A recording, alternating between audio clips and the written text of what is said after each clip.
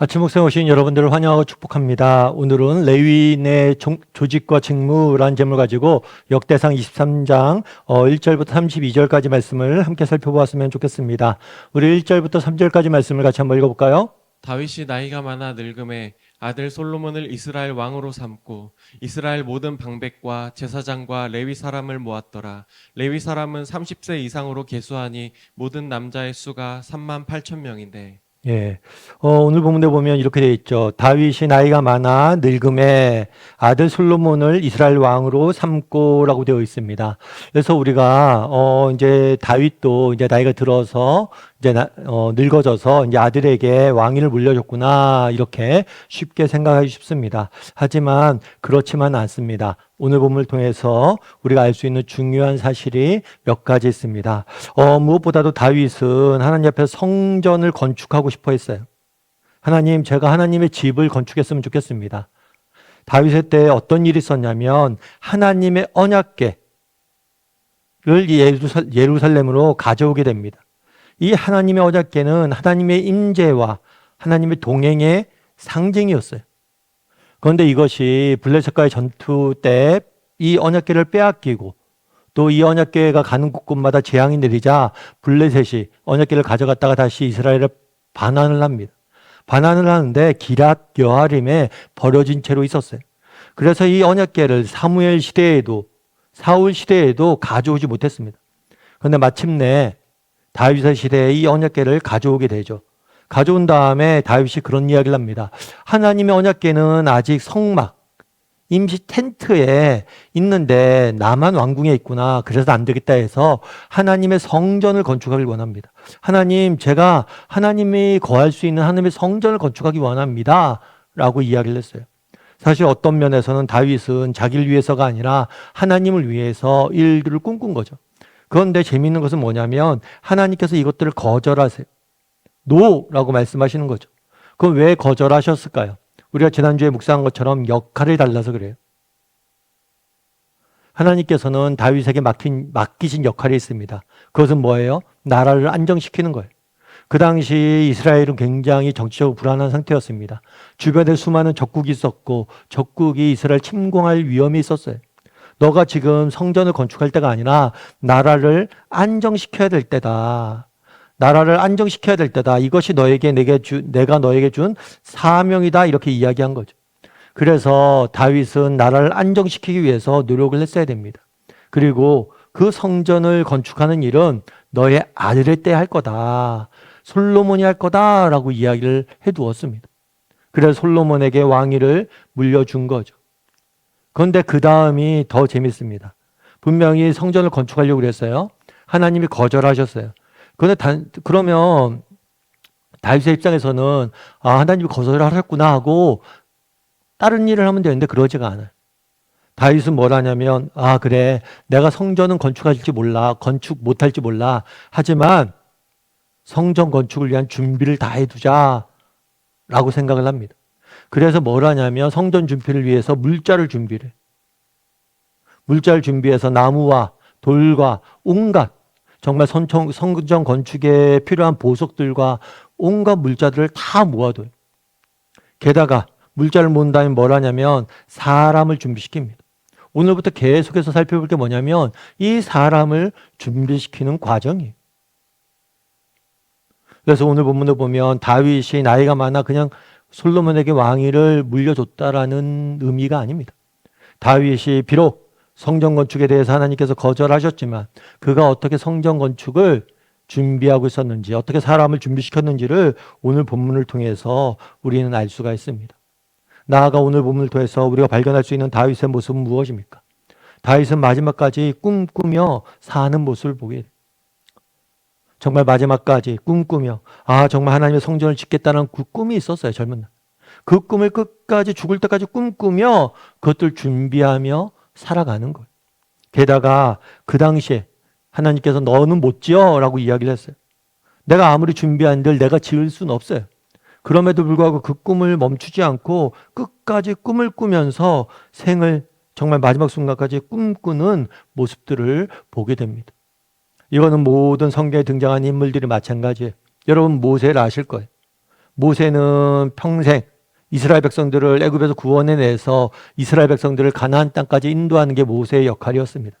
하지만 하나님께서 모세의 역할을 거기까지 한정 지었어요. 너가 가나안 땅에 들어가지 마라. 너는 여기까지 너의 역할이다. 그랬을 때 모세 역시 그것들을 받아들입니다. 그런데 모세가 마지막에 어디서 죽었냐면 느보산에서 죽었어요. 느보산에서 자기가 들어갈 가나안 땅을 멀리서 바라보며 생을 마감하는 모습들을 보게 됩니다. 성경에 하나님 앞에 쓰임받은 사람들 한결같이 동일한 특징들이 있어요. 그건 무엇입니까? 마지막까지 꿈꾸는 사람이었다는 거예요. 마지막까지 정직히 하나님 앞에 꿈꾸며 그 꿈을 바라보며 살아가고 있었다는 거예요. 그러면 우리는 어떻습니까? 여러분 정말 하나님 앞에 여러분 꿈이 있습니까? 정말 하나님 앞에서 정말 여러분 꿈을 가지고 있습니까?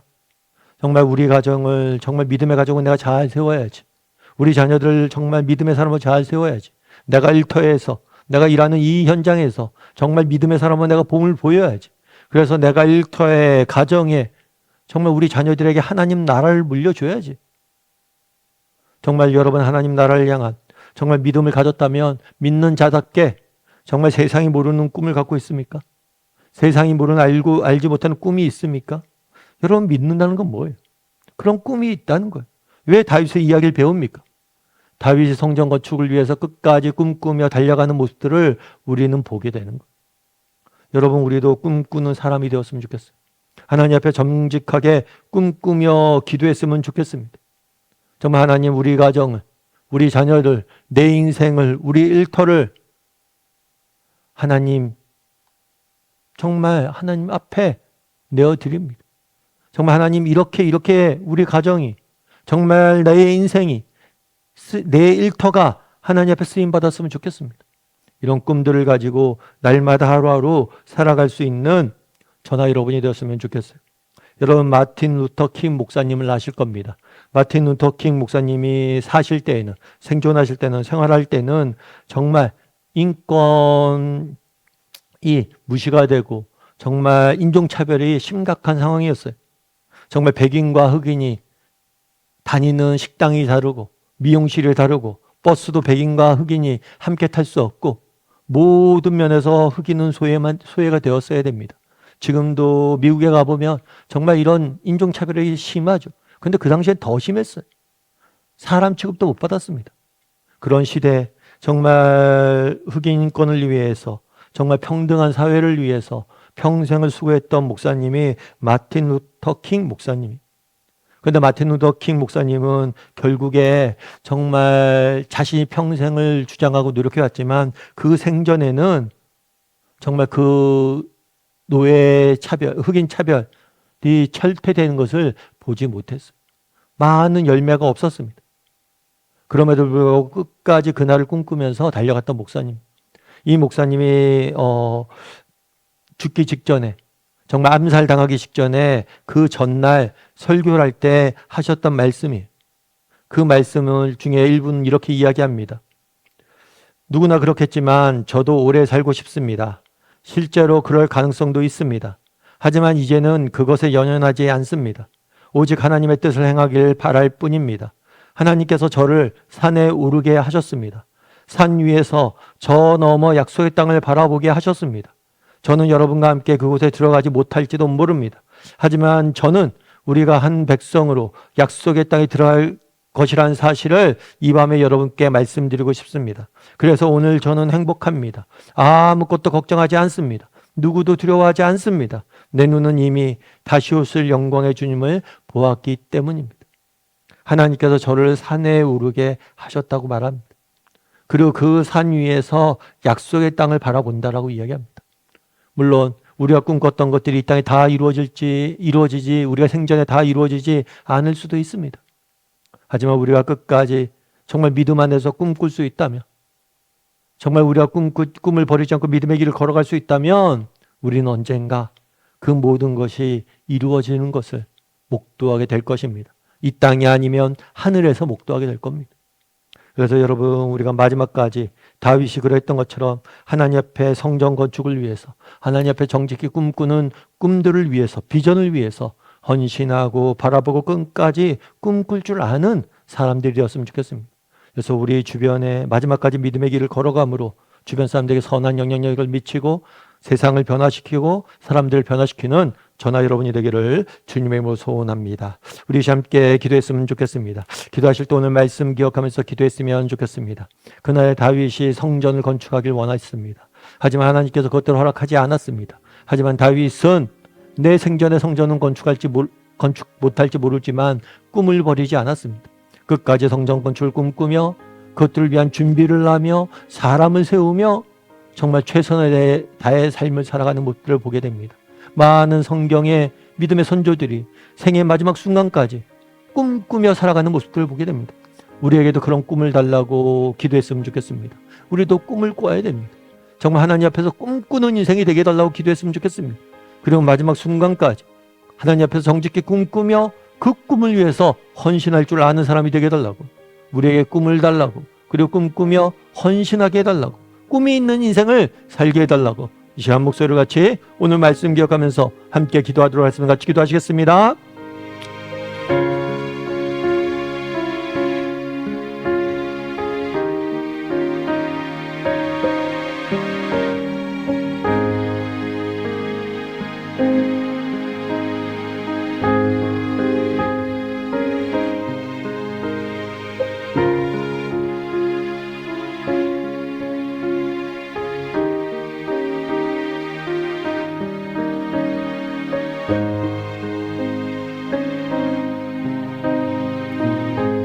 사랑의 하나님, 그날에 다윗이 정말 생의 마지막 순간까지 정말 하나님의 성전을 꿈꾸며 정말 사람들을 준비시키고 물자를 준비시키고 성전 건축의 준비를 하는 모습들을 보게 됩니다.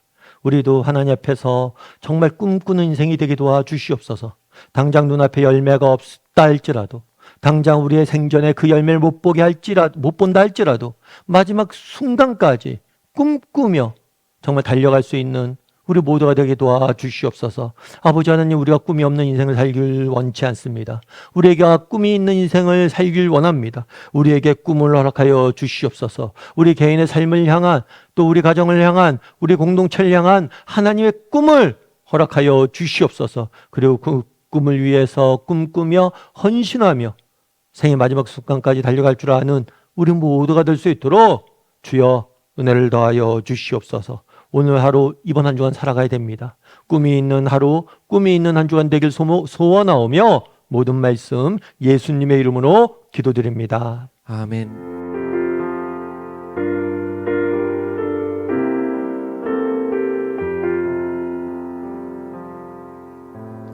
나 주님의 기쁨 되기 원하네. 내 마음을 새롭게 하소서.